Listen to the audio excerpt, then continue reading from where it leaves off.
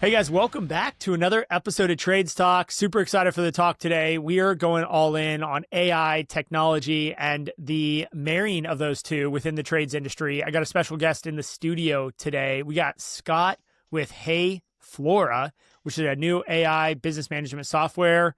Or, I mean, what would you call it, Scott? What's your description of the software that you built? An AI operating system, AI operating system. I versus like that. versus like a chatbot, so to speak. Yeah, we're more integrated as like a full operating system, an AI I love it. operating system. Nice, man. Well, hey, Yeah. welcome to the show, Scott. I'm glad to have you here. Why don't we start off telling the listeners just a little bit about your background and tell me how you got into the landscape industry. Yeah, so got a soccer scholarship to Cal Poly SLO, 1994, and Nice. you had to pick a major. So I had a very cool uncle that introduced me to a few landscape architects and just love the idea of creating landscapes that other people can enjoy. Grew up around nature, you know, surfed a lot. So yeah, I mean that was really what did it. I had to pick a major, and just totally transform my life. So that's kind of started it.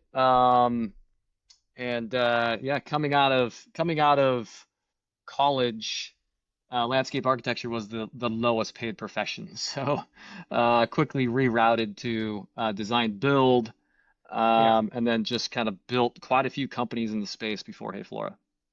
Yeah. So what does it take? Just quick question off the bat. What does it take to build a successful landscape company in the build space in your perspective? Uh, Amazing question. Yeah, it's as you know, it's just so complex. Um, Design, build, maintenance, managing crews. It's just super dynamic. Um, there's just so many data sets that it's kind of, a lot of customers think, it's just gardening um, and it's they kind of expect us and the crews to be, you know, to know everything from geology to Yeah. entomology to, horticulture to just so many things that one of those things in that system breaks and chaos ensues, right? So, um, I guess, I think I heard you say it a few times in your podcast. It's managing people, understanding finances. I kind of I forget the other one, but I think Yeah. you kind of nailed it. Those are the three, or a few of those that are super important. Yeah, I completely agree. I think I think today it's like finance, people, and operations are the three that like you got to nail That's right. as like your entry fee, if you will, your meal ticket. And then today, as we look forward, you really got to start getting good at technology. And I've been studying a man by the name of Brad Jacobs. And anyone out there wants to do some, fun listening, listen to the book, How to Make a Few $1 billion. And Brad basically has gone Hmm. into fragmented industries with a lot of mom and pops and lack of technology focused industries. Waste management is one, trucking logistics is another, the oil business and drilling is another. And, I feel like it's just a matter of time till he lands into the trades businesses.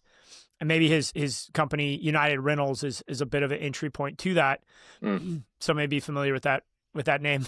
Yeah. And Yeah, yeah, definitely. Mhm. his thing is like he finds this and then he applies technology to amazing, well ran mom and pop family businesses in fragmented markets and does mass consolidation. We're seeing a lot of consolidation. We're seeing a lot of mom and pop businesses sell to bigger players, but we're not really seeing the technology aspect truly become a differentiator yet for any landscape company. At least I haven't. It's a lot of hype. It's a lot of what we're going to do versus what we're doing. You and I were in at Elevate and got to see that firsthand of maybe some of the bigger companies specifically saying, I mean, word for word, we do not want to be first. We don't want to experiment. We want to just be careful and move at a methodical and determined pace rather than an accelerated sprint focused pace, which is more of what I would maybe say I like to fall into. So Mhm. with that being said, What is AI doing for the landscape industry? A lot of people say it's just all hype. You're building an operating system, so tell us a little bit about your operating system and maybe about your philosophy when it comes to technology and the landscape industry. Yeah, yeah, a lot to unpack there. Yeah, I know. When we, so a little bit more on my background, I guess. So, um, we built a company that does vertical gardens and green roofs, so green infrastructure. And around 2008, those technologies came on. Worked with amazing architects, builders, and then 2016 started a company called Shrub Hub, and it was an online landscape design marketplace. So anyone around the world can log in, secure a design package. We have close to 150 designers that create 3D designs, and then we work with growers and landscape product drop shippers across the country to deliver products to our customers. So that's kind of like the setup for Hey Flora, um, and just understanding, a deep understanding of technology, how it's built, how it provides efficiencies, and probably same as you, year and a half ago, see AI coming on, and just the amount of data sets and landscapes, just a field day for AI. Um, so yeah, I mean, um, to answer your question, we we see ourselves as more as an AI operating system because we're building a lot on these foundational proprietary data sets that we have that we've built over the years. And we're creating a unified intelligence layer for the landscape industry. And we're providing unique specialized Flora agents, um, voice assistants, bilingual in the field, where crews can just say, hey Flora, how do I fix my Kubota mower? Or, hey Flora, like what if my fertilizer goes on a neighboring property? Is that a problem? I don't know. There's just like a million Yeah. things, and we're putting intelligence in the pocket of every user type in the company, really, whether it's in the field or in the office. So, trying to take this new AI thing, um, and through a lot of interviews with some of the world's largest landscape companies over the last 6 months, we've really found ways to integrate it into workflows and solve pain points. So a couple of us and our partners have just been in the business forever, and we work a lot with these guys. I've done a lot of green walls for a lot of these big companies, and so Yeah. we're lucky to get with them and really understand how to build the Hey Flora solution around their workflows. I like that take. So if I'm understanding this right, it's looking at the workflows of a normal day in the life of, let's say, a landscape installation technician, a crew leader who's installing, a backyard or commercial property, and then identifying, all right, where in that day does a workflow get kicked in where they are calling their supervisor or project manager, asking a question that is somewhat repeatable or predictable in the course of this workflow, and then trying to integrate a level of, I think you mentioned, like universal intelligence into that level where there's like an all-knowing truth, where instead of asking your project manager and interrupting them during the day, you could ask the agent, if you will, and then that agent provides an answer that the company has kind of curated a little bit with you, so the answer is maybe more consistent than maybe asking. You maybe ask 5 different project managers, you get 5 different answers to that solution or that problem. Yeah, yeah. So we see in creating these solutions, we've come up with, I guess, a thesis from the beginning, and it's Yeah. really the new workflow in landscape management we see as being conversational, Mm-hmm. and just kind of like a Chat GPT experience or like Gemini or whatever foundation model people use. It's all centralized in that one chat. And that's the beauty of it. There's so much intelligence and it's just focused in that one chat.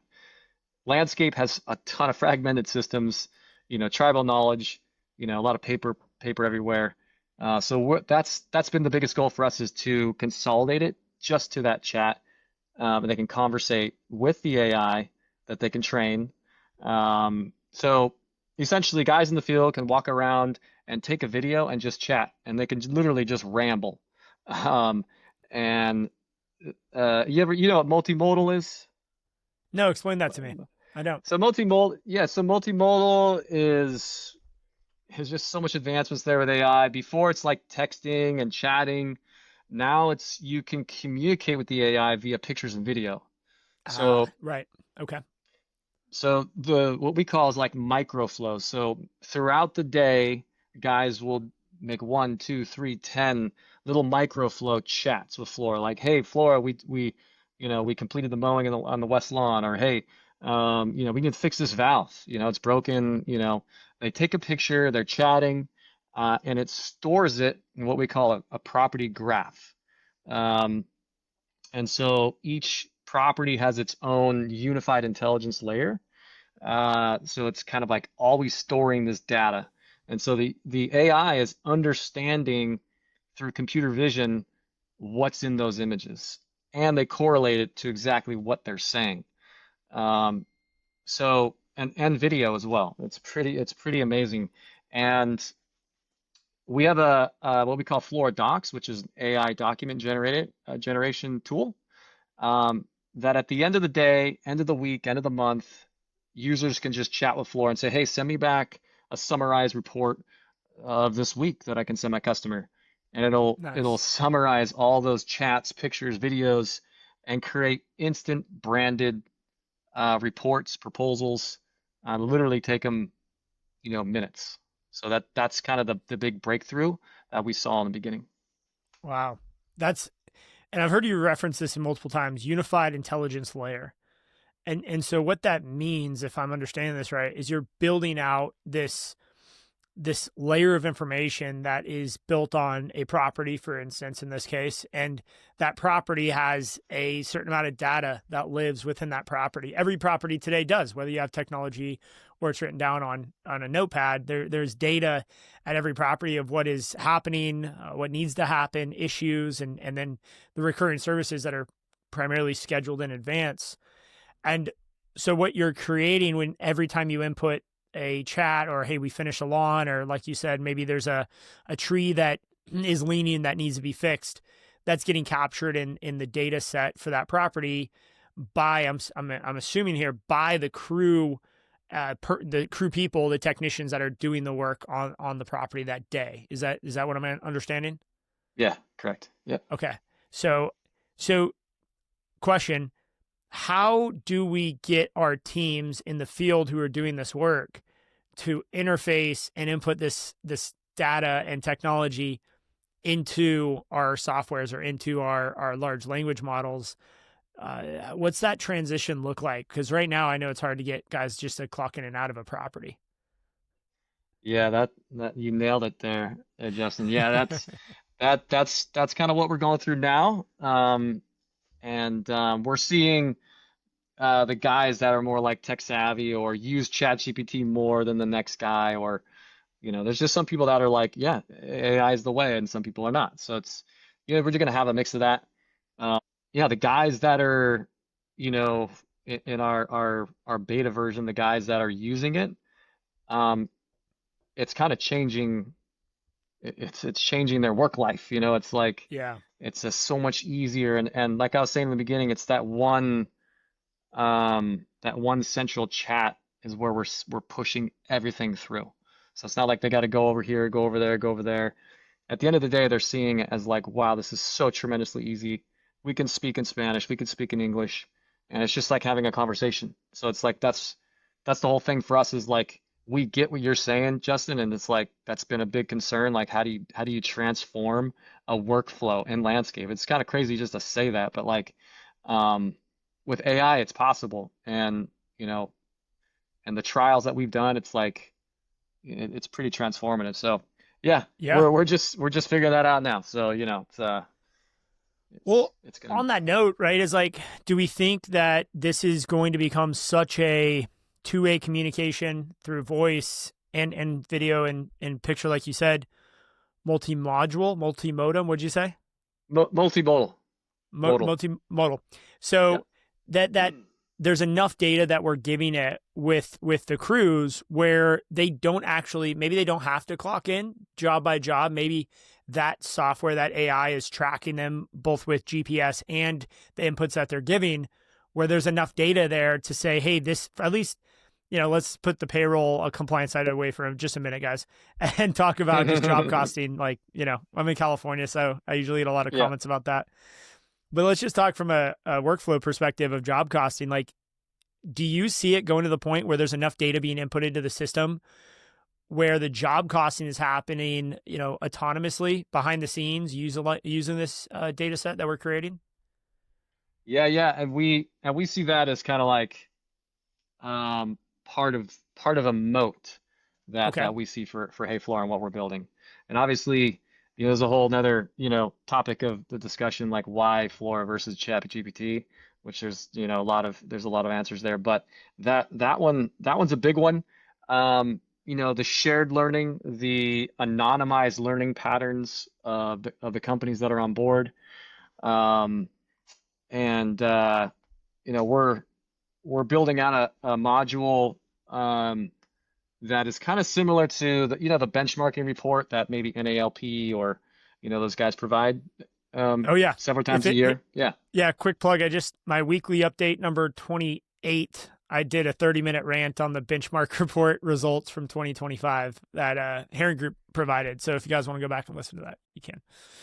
Yeah, I listened to sorry. that. It was great. Yeah, for sure. And how many times a year do they do it? Once a year. That's it. Once a year. And Which maybe is one of 150 companies? Was it, how many companies Yeah. was it? 100. It was like 161, I want to say. Uh-huh.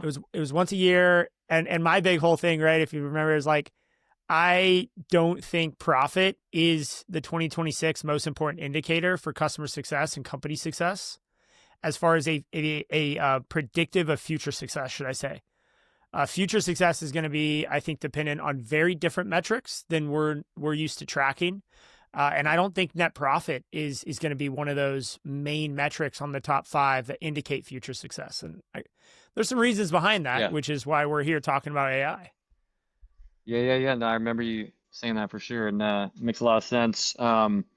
So instead of getting a benchmark that's kind of industry-wide once a year, with platforms like us, with anonymized learning and pattern recognition, you can get live benchmark information based on the industry any day, any week, any season.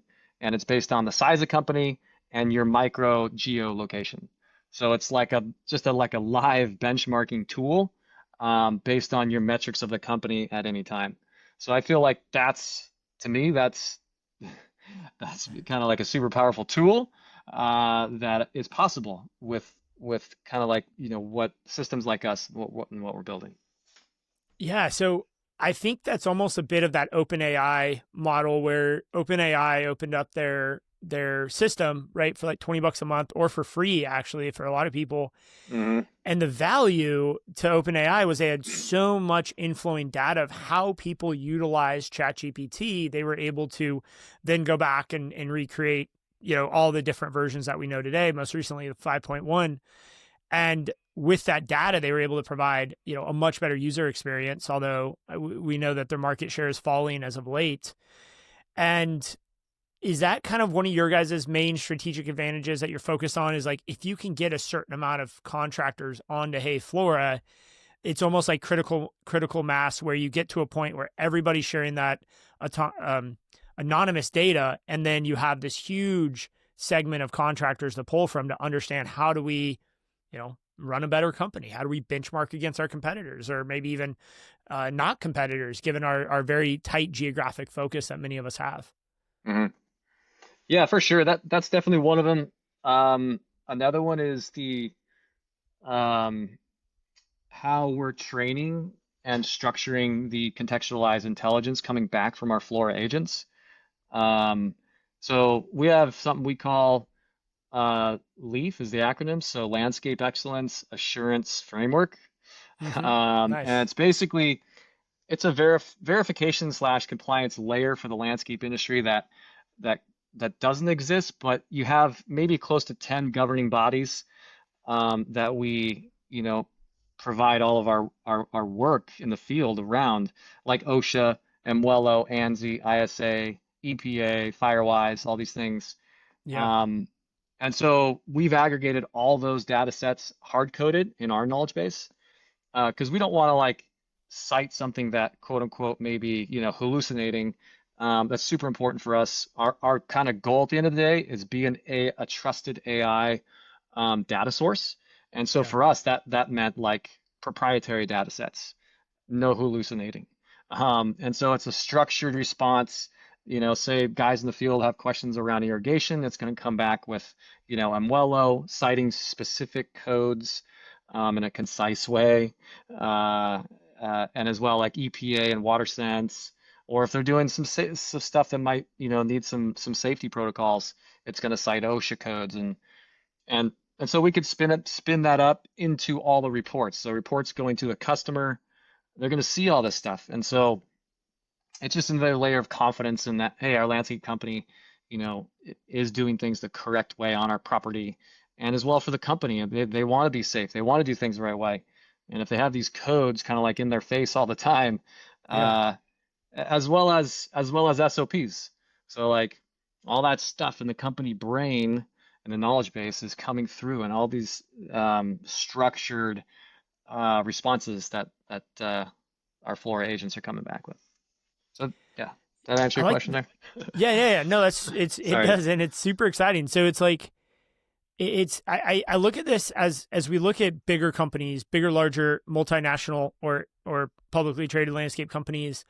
They have very, very clear and strict guidelines and structures that they've built out to run their company on. And I think what you're mentioning it shows up in their reports. It shows up in their SOPs. When, Brightview creates an SOP around safety, they're going to follow the OSHA standard to a T because they have a safety guy that they brought in who probably has a degree in construction safety of some sort. I mean, these are very, very specific roles in these larger companies, whereas smaller teams that have, 5 to 500 employees, it's hard to have a dedicated safety officer at 20 or 30 or even 50 employees.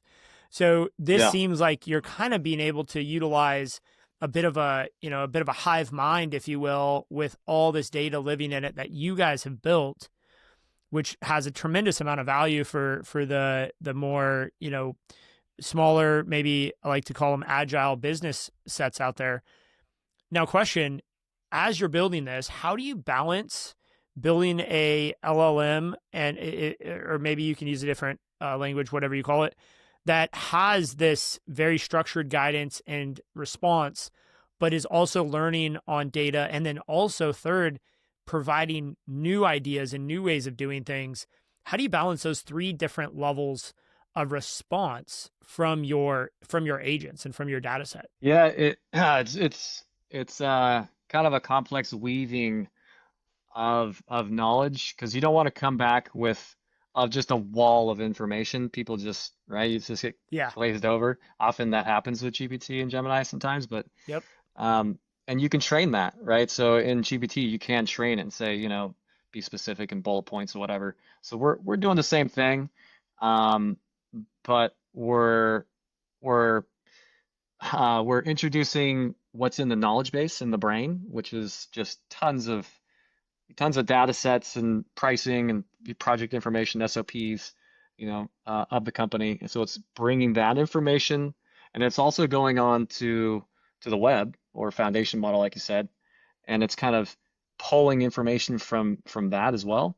And then Mm-hmm. we've kind of structured it so it can like weave in together. So it's well written, it's concise, it's cited codes, compliances, it's cited SOPs. Um, so it is a complex kind of like orchestration that was a challenge for us to build. Yeah, it sounds like it. But it sounds like you guys have created this almost how in my brain I think of it as like you have all this data in the world and on the internet and everything, and you take all that data, you run it through the Hey Flora filter, if you will, that you guys have like customized, and then that spits out an answer that's quite specialized and seems like it's something that is usable versus, like you said, a wall of data and 15 paragraphs that maybe someone who's sitting in an office all day has time to look at, but the guys in the field, I mean, they're moving. They need something really concise, quick answer, and it has to be right. So is It has to be is right. that analogy? I mean, I'm dumbing it down a bit here, I think, but does that make sense at Perfect. all? Am I Perfect. explaining it? Yeah, you nailed it. Yeah, you All helped me right. dumb that down. Thank you. For, well, I got to try Needs to to be make it simple. understandable for me. Then we could get it through. So yeah, so I want to ask you that question since you kind of brought it up a little bit ago. You know, a lot of people are using ChatGPT today, whether it's to help them write better emails or actually, helping them in the day-to-day workflow that, I've set it up to do a few things for me. What is the difference between Hey Flora and the operating system you're building versus someone just utilizing ChatGPT on a day-to-day basis? Difference? Yeah, what's the difference? Why Sorry. would someone maybe want to move over Yeah, to a more operating system structure like Hey Flora versus just continue to build out a custom GPT through chat? yeah, yeah, yeah. So we get that question a ton. I figured. Um, yeah, and companies can, and I think you have, right? So you've been amazing at it, and um, yeah. So you can cobble together a system for your company that utilizes and leverages AI with ChatGPT or a mix of the foundation labs with custom GPTs. Um, you can definitely do that. So the biggest difference is I kind of like to use the analogy of um, you can use Excel spreadsheets, or you can use Salesforce that takes that and automates Excel sheets and totally runs your business. So Yeah. that's a small one. Uh, the property graphs that we talked about, um, there's hundreds and hundreds of graphs for each property. And there's a unified intelligence layer that sits on all of that and understands and reasons on top of those graphs for timely contextualized intelligence for hundreds of company employees in a company. Um, so it's understanding multiple data sets at the same time.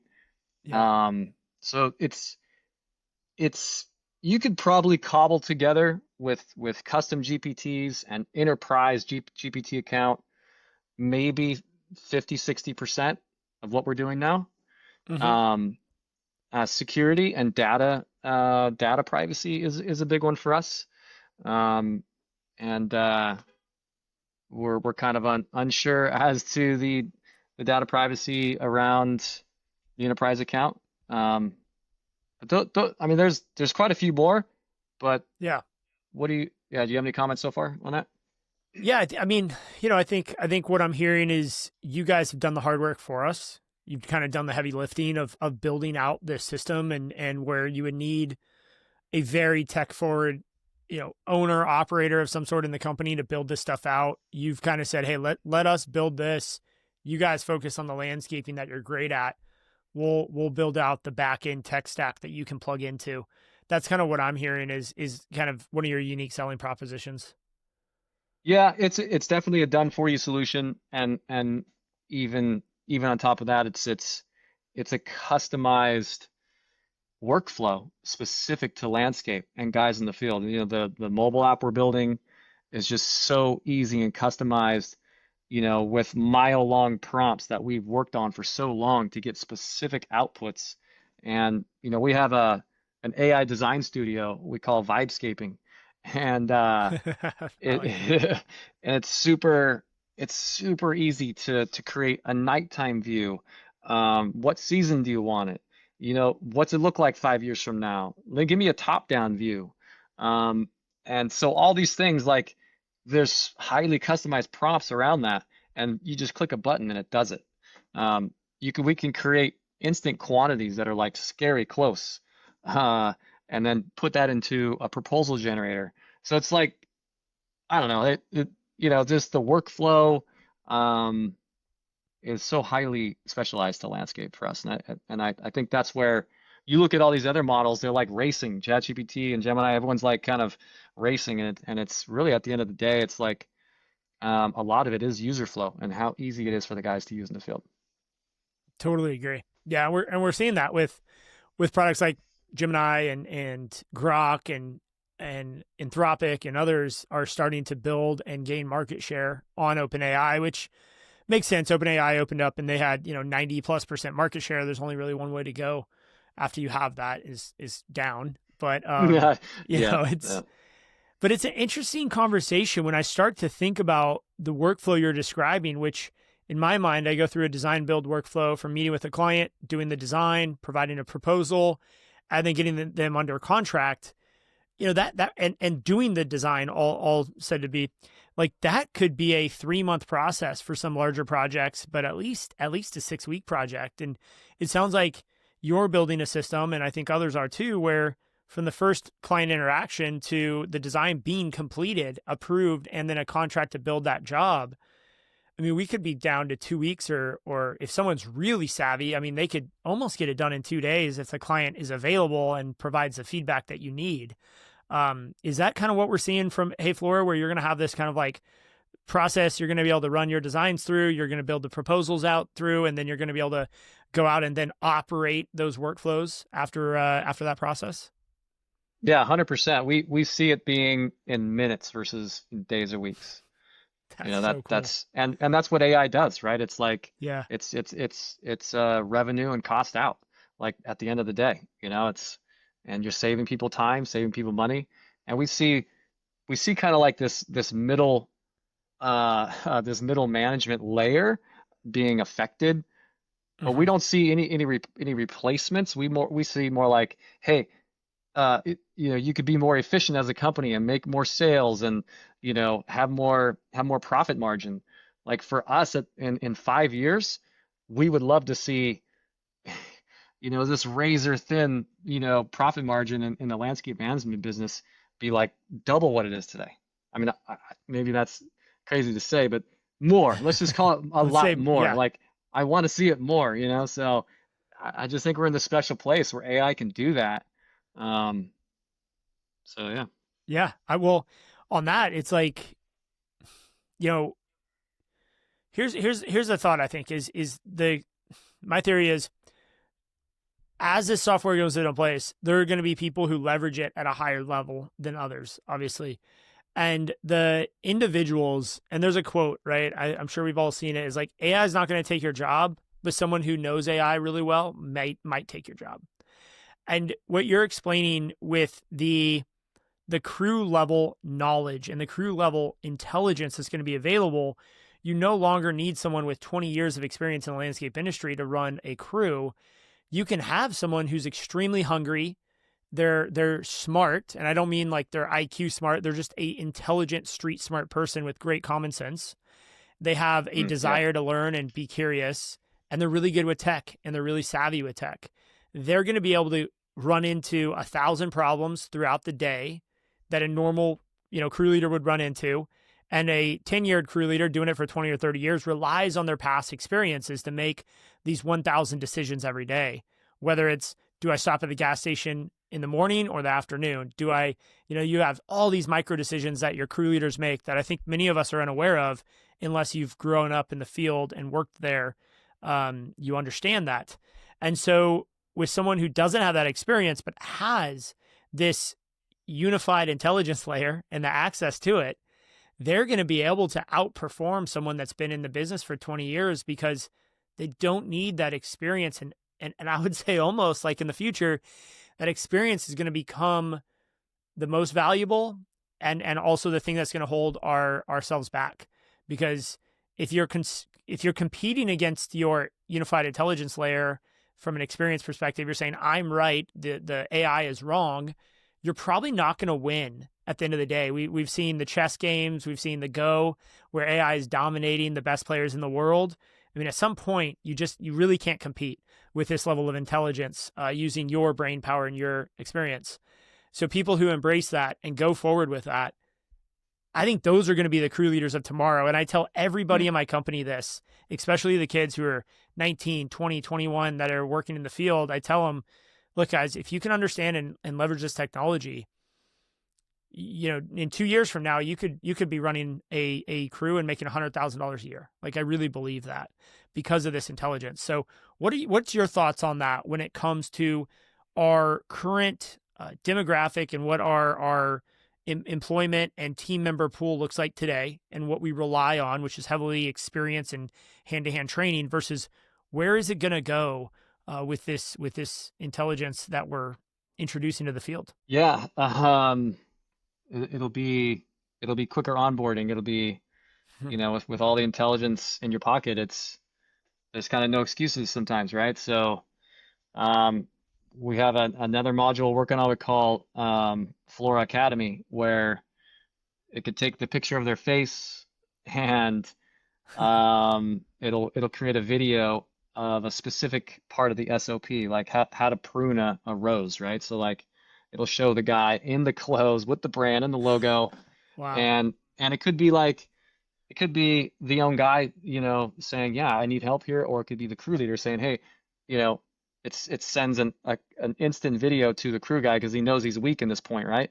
And it's himself cutting the rose in the right way and sanitizing it and all that stuff. Like, I don't know. I just feel like we're trying to build for the future of where AI is going, and that training portion is like, I think it'd be huge, right? So it's people see it, versus like Yeah. reading a long SOP or whatever. Way more impactful. I love that, because I'm thinking about, we build out a lot of training, videographer, editor, people that know what they're doing have to be shot and videotape doing it. And then that information is almost immediately old or expired as soon as you Yeah, publish it. And so we're yeah, constantly running out of like enough training for keeping up with today's world. So what you're saying is like, we can basically just, I didn't even think about this, but yeah, we can build out like video training on demand based on the prompt and the picture of the person. Like, you don't have to go and shoot the video in the field of someone actually doing it, right? It's generated yeah. in the moment. Generated in the moment. Yep. Huh. That's exciting. So here's a question, is like, with AI, this is an area that everyone's trying to figure out. How do I implement? How do I put it in? Now, what would you say to the people who are 100% on board with technology? They love everything we're saying. They want to get it in. They're just like, where do I start? What's the process look like? And I know you guys, maybe tell us a little bit about where you guys are at in your product roadmap and your launch and beta and what have you. But how do people work with Hey Flora, or get it into their business so they can start, actually seeing some results, seeing it Yeah. happen in the field? Where are you guys at? Yeah. So beta for us is the AI design studio portion we're talking about. It's what we call Field Smart. Um, bilingual voice assistants in the field, getting intelligence in their pocket, analyzing plants, IDing plants, health diagnosis, treatment plans, whatever it is. And then we also have what we call the growth engine, and a portion of that is an SOP generator, which we call ground rules. And so it just helps them, integrate their brand and their voice and in an AI kind of curated way to create the SOP. So that's what we have now, and obviously, the knowledge base and the query functionality. So that's kind of our version one. So onboarding onboarding new customers, the first thing is populating the knowledge base with their data. And Okay. so we have a whole kind of onboarding process there. And there's just a million and one possible documents you could upload. So we see that as being kind of the initial hurdle.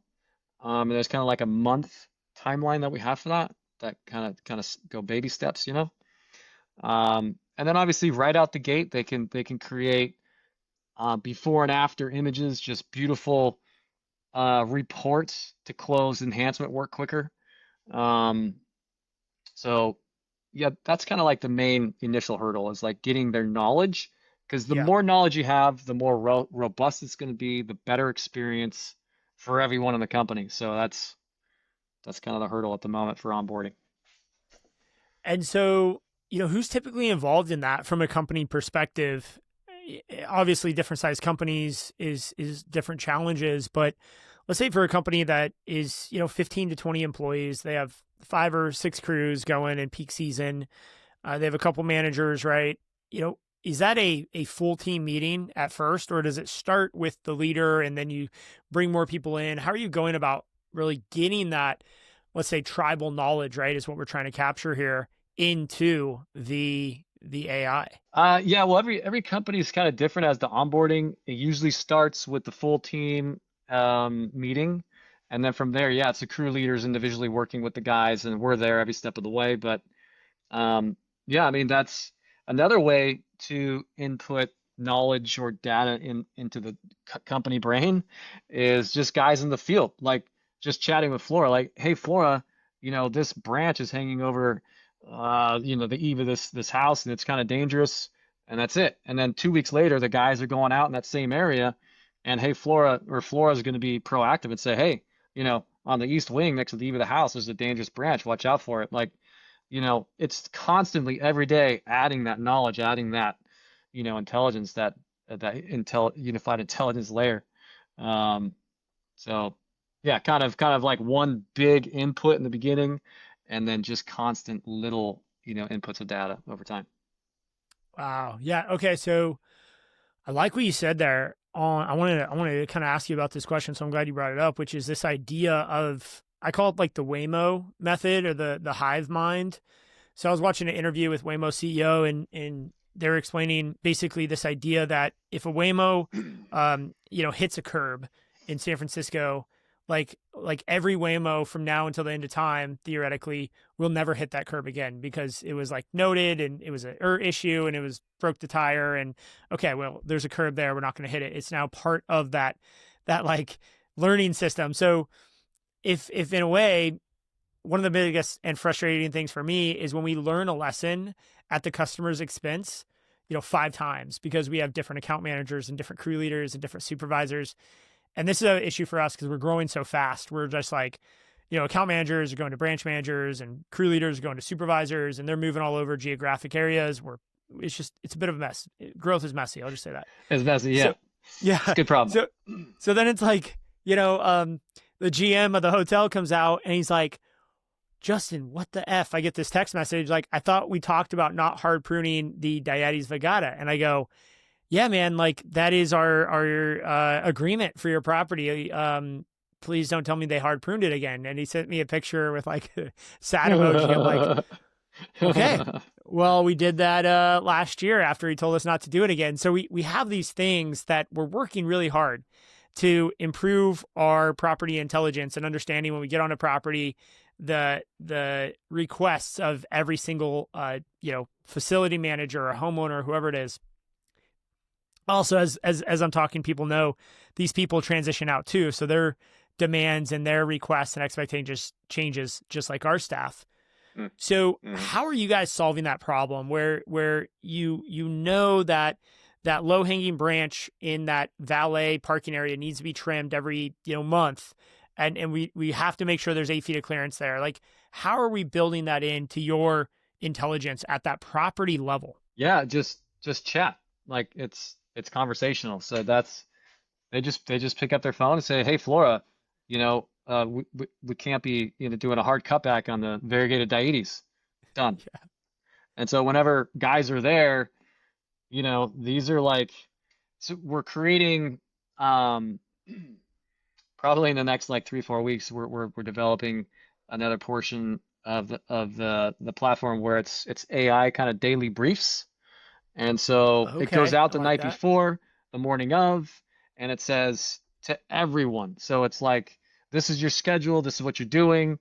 Don't hard cut the, variegated Diaetes. It's just like, it's going to be kind of like nagging you, which in a good way, right? Like just organizing. So that's it. Just conversational, Yeah. Well, it starts to, like you said, and I want everyone listening, mid-level management, this type of technology is going to make you a superhero, or it's going to make you irrelevant in the next 5 years. And it sounds a little brutal, but that's the truth. Like, you're either going to be the guy or gal who has a $5 million maintenance book of business, and it's like running a $500,000 book of business. It's so easy. or you're going to be the person who's complaining that someone took your job and now you're looking at a different industry. And I think the reason being is when the daily brief is so efficient and effective to the crew, hey, you're going to this property, it's at this hotel, don't forget every month we got to trim that, that tree, that's low hanging tree in the valet area. Don't forget you haven't done that for the last 3 weeks. So let's do it on this visit because you're not going to come back till next week. And that's Yeah. stuff that your supervisor hopefully remembers in the chaoticness of the morning rollout, or the production manager is like, hey, don't forget to trim that tree. We're relying on a more foundational intelligence level that is like pre-programmed and just allows you to be automated. That's where I see mid-level management becoming extremely powerful at the human connection side, Yeah. because they don't have to nag and remind the crews that happens now automatically with the daily brief. Yeah, good point for sure. Yeah, yeah. If it's coming from Flora, may not be as of a negative, thing in their mind as like, oh, my, boss or whatever is saying this again, right? I don't know. They get mad at Flora, right? Dude, yeah, no, I definitely think that it's like, let's let that be the common enemy in a way. Well, that's actually a really good point, because the hardest thing is to be the nagger. I hate doing it. Is like, hey, don't forget to email that client back. They CC'd the CEO for a reason, and it's been 2 hours. And that's like, usually it's let's get back quick. So as we start to wind down, I wanted to ask you a little bit about, what do you see as the future of the landscape industry? We've talked about it a lot, but if you could talk briefly, you've been able to see the robotic mowers at these conferences. We've both been able to be out there this year. Where is the landscape industry going in your perspective over the next 3 to 5 years? What's some of your predictions for the future? Yeah. So we look at it like, guys like, or companies like us and Hey Flora and what we're building, we see in the future state having a mature Hey Flora platform in the future. We're building out AI vendor procurement platform, so parallel processing agents going out to all the bulk suppliers and just on chats. You just conversating with Flora, and you Yeah. got your 50 Stipa 1 gallons and 20 yards of forest floor mulch the next day at 8 o'clock. So that's one. We see AI safety glasses, hands-free, super intelligent. Hey, watch out for, that branch right there. Um, just being super powerful. Um, uh, Digital twins, I think, are coming on. Okay. Essentially, the unified intelligence layer is creating a digital twin over time, but with the world understanding that Google Gemini has now, or Google has created, we see digital twins of properties being commonplace, in several Yeah. years. Um, yeah, and obviously robotics, there's the mowers are taking over right now. You guys have done a great job adopting. Um, but beyond that, like robotic workforce, it's, we see that coming. So Do kind of do you think scary to think about. I know, man. Do you think we'll see humanoid robots, like fully humanoid robots, in the next 5 years, or is it further out For landscape for specific, right? landscaping? Yeah, in our industry, Yeah. like at an actual scale, like not just like a robot in someone like some rich person's backyard. Like we already are seeing those, but like actually a Yeah. company hiring, like buying and deploying a humanoid robot. I think it's inevitable, and I do see it. It's about like making it rugged and weatherproof, Mm, and I think it's Amazon is outfitting all their drivers with glasses, AI glasses, to okay. understand and learn their movements every day, which is a training set. So I think it's going to start with glasses, and it's going to basically train. It's going to train, right, based on the movements of the guys in the field, and then that's going to make an instant kind of robotic workforce. Yep, I see that. I, I see that. Maybe we'll need a Carhartt to come here and or another Urcher, actually, a shout out to Zach out there. We need you guys to team up with the robotics at Tesla and get us some like work ready robotic skin. Dude, I mean, it's gonna be like that. You're gonna see like the robotics and they're gonna be like wrapped in the graphics of a company. I mean, it's gonna be crazy. I think, yeah, it's far out world, right? Oh man. Well, so Scott, how do people get a hold of you over at Hey Flora? How do people check out your system, do a demo or something? What's the best way to get in touch? Yeah, so just our website, heyflora.ai. There's a book demo there. My email, scott@heyflora.ai. Those are the main ways. Perfect. Thank you. So, and we like to wrap every Trade Stock episode up with a trade secret, something you've learned over the years. You've been in this industry from both on the build side to the tech side, man. You've seen it a lot, different perspectives. What's your trade secret for us today? Yeah, so I have to say it's understanding pattern recognition, and I kind of tie it back to